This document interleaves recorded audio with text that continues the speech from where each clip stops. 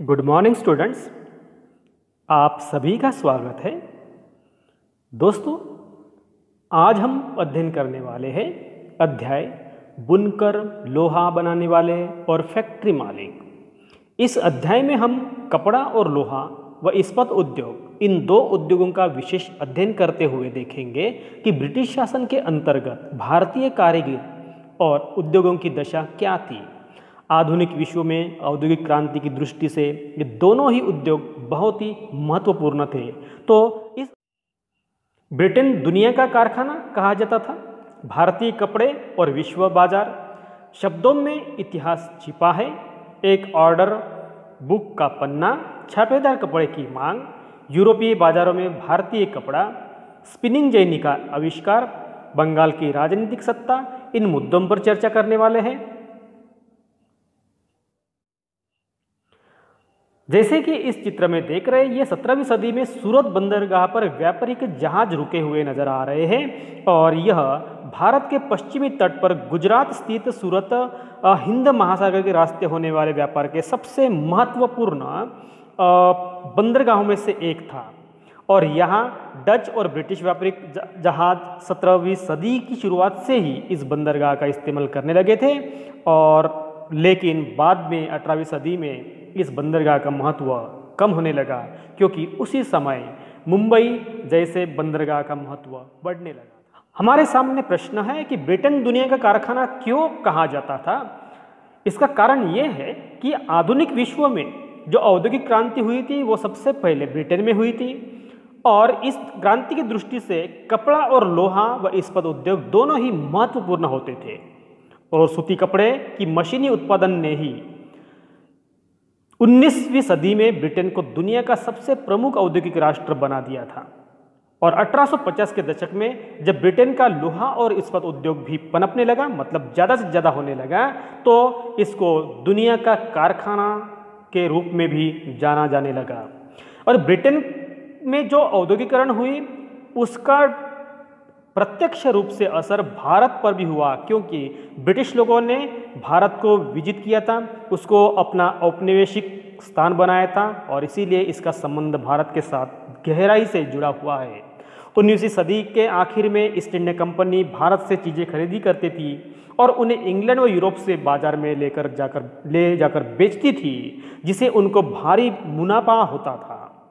लेकिन जैसे जैसे ब्रिटेन का औद्योगिक उत्पादन बढ़ने लगा, तो वहाँ के व्यापारी और उद्योगपति जिन्होंने औद्योगिक क्रांति में अहम भूमिका निभाई थी, वो लोग भारत को एक विशाल बाजार के रूप में देख रहे थे। इस तरह से ब्रिटेन से तैयार माल भारत के बाजारों में आने लगा, क्योंकि इसके पहले भारत से कपड़ा यूरोपियन मार्केट में जाता था, यूरोपियन बाजारों में जाता था, ब्रिटेन के बाजार में जाता था। लेकिन अभी प्रवाह उल्टा बहने लगा।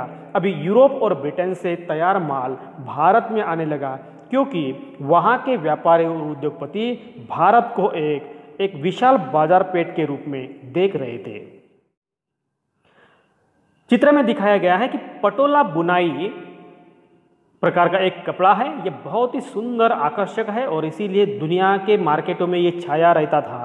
तो ये भारत में सूरत, अहमदाबाद, पाटन में इसके महत्वपूर्ण केंद्र होते थे, क्योंकि यहाँ इसका निर्माण हुआ करता था। दुनिया के नक्शे में अगर देखेंगे तो इंडोनेशिया में इसका बड़ा बाजार होता था, और यहाँ स्थानीय बुनाई परंपरा का हिस्सा बन गई थी। तो ये 19वीं सदी के मध्य में जो पटोला बुनाई प्रकार का कपड़ा तैयार किया जाता था, तो इस प्रकार का वो कपड़ा होता था। अगला मुद्दा है भारतीय कपड़े और विश्व बाजार। तो बंगाल पर अंग्रेजों की विजय से पहले, मतलब 1750 के आसपास पर भारत पूरी दुनिया में अपने कपड़े उत्पादन के लिए अन्य देशों से बहुत ही आगे था। और भारतीय कपड़े प्रसिद्ध इसलिए थे क्योंकि उनकी गुणवत्ता और बारीकी से की गई कारीगरी दुनिया में मशहूर थी। दक्षिण पूर्वी एशिया तथा पश्चिमी व मध्य एशिया में इन कपड़ों का बहुत बड़ा व्यापार होता था। और 16वीं शताब्दी से यूरोप की व्यापारिक कंपनियां यूरोप में बेचने के लिए भारतीय कपड़े भारी मात्रा में खरीदी करते थे। इस फलते फूलते व्यापार और भारतीय बुनकरों के हुनर की यादें अंग्रेजी और अन्य भाषाओं के बहुत सारे शब्दों में आज भी जिंदा है। इसका मतलब उस दुनिया में, उस वक्त के काल में जिस प्रकार से भारतीय कपड़ा मशहूर था, उसकी यादें बहुत सारे लेखकों ने भी अपनी किताबों में वर्णित की गई है। हमारे सामने मुद्दा है शब्दों में छिपा इतिहास, और शब्दों में इतिहास भी होता है। तो ये यहाँ हम 3 शब्दों का परिचय करेंगे। यहाँ मसलिन, कैलिको और छिंट। तो मसलिन का मतलब होता है, देखिए, यूरोप के व्यापारियों ने भारत से आया बारीक सूती कपड़ा सबसे पहले मौजूदा इराक के मोसुल शहर में अरब व्यापारियों के पास देखा गया था। तो इसका मतलब भारत से जो कपड़ा गया था वो व्यापारियों ने, यूरोप के व्यापारियों ने कहाँ लेकर गए थे? वो इराक के मोसुल शहर में अरब व्यापारियों के पास देखा गया था, और इसी आधार पर वे बारीक बुनाई वाले सभी कपड़ों को मसलिन कहते थे। मतलब क्या है? मोसुल शब्द से उसको मसलिन नाम दिया गया है। तो ये हो गया मसलिन प्रकार का कपड़ा। दूसरा शब्द है कैलिको। मसालों की तलाश में जब पहली बार पुर्तगाली भारत आए तो उन्होंने दक्षिण पश्चिम भारत में केरल के तट पर कालीकट में डेरा डाला था, और वे लोग यहाँ से मसालों के साथ साथ सूती कपड़ा भी लेकर जाते थे। मतलब मसाला उनका प्रमुख उद्देश्य था, लेकिन साथ साथ में वो सूती कपड़े भी लेकर जाते थे। ये कालीकट से निकले शब्द को वो लोग कैलिको कहने लगे। बाद में हर तरह के सूती कपड़े को वो कैलिको ही कहने लगे थे। तो ये हो गया कैलिको शब्द। छिंट है तो छापेदार सूती कपड़े होते हैं, जो कपड़े को व्यापारी शिंट, कोसा या बंडाना कहते थे, और ये रंगीन फूल पत्तियों वाले छोटे छापे के कपड़े को कहा जाता था। ये छिंट। छिंट का मतलब होता है जो छिंट देकर जो डिजाइन बनाते हैं उस कपड़े को छिंट कहा जाता था। तो ये हो गए मसलिन, कैलिको और छिंट शब्दों का इतिहास या परिचय। दोस्तों, इस चित्र में देख रहे हैं कि ये एक ऑर्डर दिया गया एक बही का पन्ना दिखाया गया है, जो 1730 में बताया गया। ये देखिए, आपको यहाँ इस चित्र में देख सकते हैं 1730। अगर हम इसको गौर से अगर देखेंगे तो एक एक चीज की कीमत लंदन में ही तय कर दी गई है। ये प्राइस यहाँ बताई गई है, और ये सामान मांगने के लिए कंपनी को 2 साल पहले ऑर्डर देने पड़ते थे, क्योंकि ये अगर ऑर्डर देंगे तो उसको बनाने के लिए और उसको भेजने के लिए इतना समय लगता ही था। तो जब कपड़े के थान लंदन पहुंच जाते थे तो उनको नीलामी के जरिए उसको बेच दिया जाता था, जिनको व्यापारियों को भारी मुनाफा होता था। एक ऑर्डर बुक का एक पन्ना है, ये 1730 में British east India company Calcutta स्थित अपने नुमाइंदों के पास भेजा था। और बही के अगर मुताबिक देखेंगे तो यहाँ 5,89,000 थानों का ऑर्डर मिला था। उसमें सूती, रेशमी कपड़े की 98 किस्मों का यहाँ जिक्र किया गया था, और जो यूरोपीय व्यापारी उन्हें पीस गुड्स कहते थे, जो आमतौर पर 20 गज लंबा और 1 गज चौड़ा थान होता था। थान मतलब क्या है? वो एक प्रकार का कपड़े का कलेक्शन होता था, उसको थान बोलते हैं। छापेदार कपड़े की मांग कैसी होती थी? तो थोक में जिन कपड़ों का ऑर्डर दिया जाता था उनमें छापेदार सूती कपड़े भी शामिल थे। उन्हें ये व्यापारी शिंज, कोसा या बंडाना कहते थे। ये 3 नाम से उसको जाने जाते थे, जो हमने इसके पहले छिंट नामक शब्द देखे थे। और 1680 के दशक में तक यहाँ इंग्लैंड और यूरोप में छापेदार भारतीय सूती कपड़े की जबरदस्त मांग पैदा हो रही थी, और इसका कारण यह है कि आकर्षक फूल पत्तियों, बारीक रेशे, सस्ती कीमत की वजह से भारतीय कपड़े का एक अलग ही रुतबा यूरोपियन बाजारों में दिखाई देता था। इतना ही नहीं, यहाँ इंग्लैंड के रईस लोग तो ये पहनते थे, लेकिन बल्कि खुद महारानी भी भारतीय कपड़ों से बने परिधान पहनती थी। तो जाहिर है कि आम लोगों में भी इसका आकर्षण बहुत बड़ा था। बंडाना एक शब्द आया है यहाँ। इस शब्द का जो इस्तेमाल है गले या सिर पर पहनने वाले चटक रंग के छापेदार गुलबंद के लिए किया जाता था, और यह शब्द हिंदी के बांधना शब्द से निकला है। तो यह हो गया बंडाना शब्द। यहाँ चित्र में दिखाया गया कि जामदानी बुनाई, जैसे हमने पटोला बुनाई देखी थी, यहाँ जामदानी बुनाई दिखाई दे रही है। तो ये जामदानी एक तरह का बारीक मलमल होता था, और इसमें करघे में सजावटी चिन्ह बुने जाते थे, और इनका जो रंग होता था प्राय सलेटी या सफ़ेद होता है। आमतौर पर जो सूती और सोने के जो धागों का इस्तेमाल यहाँ किया जाता था, जो कि इस चित्र में दिखाई दे रहा है। बंगाल में ढाका और संयुक्त प्रांत, जो वर्तमान उत्तर प्रदेश में स्थित लखनऊ, जामदानी बुनाई के सबसे महत्वपूर्ण केंद्र थे। तो क्वेश्चन भी हो सकते हैं कि जामदानी बुनाई के प्रमुख केंद्र कहाँ थे? बंगाल में ढाका और संयुक्त प्रांत जो वर्तमान स्थिति में उत्तर प्रदेश, वहाँ लखनऊ में जामदानी बुनाई के प्रमुख केंद्र हुआ करते थे 20वीं सदी के शुरुआत में। यहाँ आप चित्र में देख सकते हैं कि मसूलीपट्टनम जो आंध्र प्रदेश में बारीक कपड़े पर छपाई छिंट जिसको हम बोलते हैं उसका ही आज चित्र दिया गया है। और ये 19वीं सदी के मध्य में ईरान और यूरोप में निर्यात होने वाले छिंट का यह बढ़िया उदाहरण है। इस प्रकार के वो कपड़े बेचते थे। ये बहुत ही आकर्षक और लुभावना होता था जो यूरोपियन मार्केट में बहुत ही प्रसिद्ध था और इसीलिए उसकी ज़्यादा मांग। आप यहाँ देख सकते हैं कि जिसको हम बंडाना कहते थे, जैसे कपड़े के मध्य से गुजरती लकीर, अगर हम देखेंगे ये लकीर है, ठीक है, और ये ओढ़नी में दो बांध कर रंगे गए हैं, तो इसको हम टाई एंड डाई, रेशमी कपड़े के टुकड़ों को सोने की कढ़ाई के जरिए एक दूसरे में सी दिया गया, ये सोने की लकीर है, ठीक है। और कपड़े ये अधिकांशतः जनरली राजस्थान, गुजरात में बनाए जाते थे इस प्रकार के कपड़े।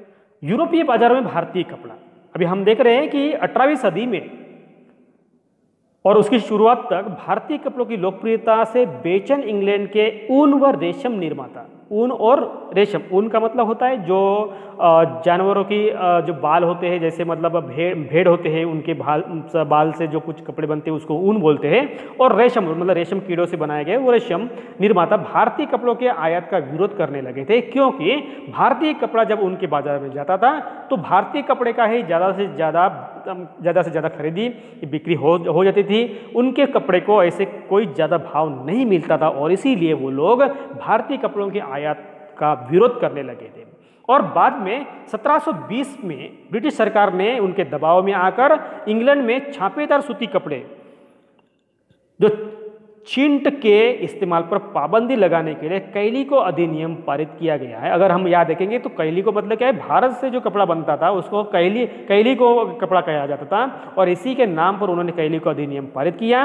और भारतीय कपड़े के सामने जब ये अंग्रेज कपड़े जो लाचार हो गए थे, अंग्रेज कपड़ा उत्पादक लाचार हो गए, तो अपने देश में भारतीय कपड़ों के प्रवेश पर पूरी पाबंदी चाहते थे और इसका मतलब है कि पूरे इंग्लैंड में केवल उन्हीं का कपड़ा बिक सके। इस प्रकार से उन्होंने तत्कालीन सरकार पर दबाव बनाया था। इसी क्रम में बाद में इंग्लैंड की सरकार ने सबसे पहले कैली को छपाई उद्योग को ही उन्होंने सरकारी संरक्षण में विकसित किया। अभी क्या हो रहा है यहाँ कि अब सफ़ेद मलमल या बिना मांड वाले जो कोरे भारतीय कपड़े पर इंग्लैंड में ही भारतीय डिजाइन छापे जाने लगी थी। तो इस प्रकार से कपड़ा तो भारतीय हुआ करता था, सफ़ेद मलमल तो भारतीय थे, लेकिन उस पर जो डिजाइन बन रही थी वो डिजाइन केवल इंग्लैंड में ही बन रही थी। मतलब क्या है कि इंग्लैंड से डिजाइन बनकर वो भारतीय बाजारों में फिर से लौट कर आ रही थी और भारतीय लोगों को बेचने के लिए वो उनका माल तैयार था। आगे भारतीय कपड़ों के साथ इस होड़ की वजह से इंग्लैंड में तकनीकी सुधारों की भी उनको जरूरत दिखाई देने लगी थी और इसीलिए स्पिनिंग जेनी का भी वहां आविष्कार हो गया था। तो 1764 में जॉन के ने स्पिनिंग जेनी का आविष्कार किया और इसका मतलब ही था कि परंपरागत तकलियों की उत्पादकता अभी काफ़ी बढ़ गई थी। 1786 में रिचर्ड आर्कराइट ने भी बाष्प इंजन का आविष्कार किया और यहाँ सूती कपड़े की बुनाई की क्रांतिकारी रूप से बदल दिया गया। ठीक है, अभी बहुत सारा कपड़ा बेहद कम कीमत पर कम समय पर तैयार किया जा सकता था और इसका फायदा ये था कि कम समय में कम कीमत पर होने की वजह से वो ज़्यादा से ज़्यादा उत्पादन तैयार कर रहे थे, जिसका असर भारतीय कपड़ों पर भी होने लगा था, क्योंकि भारतीय लोग इनका ही कपड़ा इस्तेमाल करने लगे थे और भारत में जो कपड़ा बन रहा था वो कपड़ा न बेचने के कारण यहाँ के जो स्थानिक उद्योग थे वो बंद होने के कगार पर आ गए थे। बंगाल की राजनीतिक सत्ता की हम बात कर रहे हैं, तो इसके बावजूद दुनिया के बाजारों पर भारतीय कपड़ा का दबदबा 18वीं सदी के आखिर तक बना था। उसमें डच, फ्रेंच, ब्रिटिश और अन्य यूरोपीय व्यापारिक कंपनियों ने इस व्यापार से बेहिसाब मुनाफा भी कमा लिया था और ये कंपनियां भारत आकर चांदी के बदले सूती और रेशमी कपड़े खरीदी करते थे। इसका मतलब हमारे यहाँ से जो चीज़ें थी वो चीज़ें अगर उनको खरीदी करना था तो उनको चांदी या सोने के रूप में देना पड़ता था और भारतीय लोग उनको कपड़े बेचते थे। लेकिन जब इंग्लिश ईस्ट इंडिया कंपनी को बंगाल की राजनीतिक सत्ता मिल गई, मतलब उनको दीवाने अधिकार यहाँ मिल गए, तो उसे भारतीय चीज़ें खरीदी करने के लिए अपने देश से, मतलब इंग्लैंड से, ब्रिटेन से सोना चांदी मंगाने की ज़रूरत नहीं पड़ी और उनको ये ज़रूरत ही नहीं रही। इसके बाद तो ईस्ट इंडिया कंपनी भारत में ही किसानों से और ज़मींदारों से राजस्व वसूल करते थे, कर इकट्ठा करते थे और उसी पैसे से यहाँ से कपड़ा खरीदी करने लगे थे। मतलब क्या है, चीज़ भी हमारी, पैसा भी हमारा, लेकिन उसका इस्तेमाल करने वाले ये अंग्रेज लोग थे। स्पिनिंग जेनी का शब्द है, इसका मतलब होता है कि एक ऐसी मशीन होती है जिससे एक कामगार एक साथ कई तकलियों पर काम कर सकता था और जब पहिया घुमाता था तो सारी तकलियाँ घूमने लगती थी। तो ये हो गया स्पिनिंग जेनी। कोचिन स्थित एक डच बस्ती का समुद्र से दिखता हुआ एक दृश्य है। ये 17वीं शताब्दी से बनाया गया है और जैसे जैसे यूरोपीय व्यापार फैला विभिन्न बंदरगाहों पर व्यापारिक बस्तियां भी बनने लगी थी। ये बस्तियां आपको दिख रही है। कोचिन में डच बस्तियां 17वीं शताब्दी में विकसित हुई थी और बस्ती के चारों ओर किलेबंदी भी बनाई गई थी। यहाँ आप देख सकते हैं। 18वीं सदी के आखिर में बुनाई के मुख्य केंद्र कहाँ थे? तो यहाँ हम देख रहे हैं कि 19वीं सदी के प्रारंभ में कपड़ा उत्पादन के जो केंद्र थे वो 4 क्षेत्रों में केंद्रित थे। तो ये पहली बात है, बंगाल में सबसे महत्वपूर्ण केंद्रों में से एक था बंगाल यहाँ, ठीक है। और दूसरा है पूर्वी बंगाल स्थित ढाका, मतलब यहाँ ढाका में भी, मतलब जो आज के बांग्लादेश में है, ये भी उत्पादन का महत्वपूर्ण केंद्र था और यहाँ मलमल और जामदानी बुनाई के प्रसिद्ध केंद्र हुआ करते थे।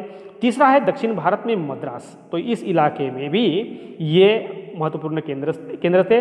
और चौथा है पश्चिमी तट पर मुख्य बुनाई केंद्र थे, वो था गुजरात। तो यहाँ इस प्रकार से 4 जगहों पर बुनाई के मुख्य केंद्र केंद्रित हुए थे।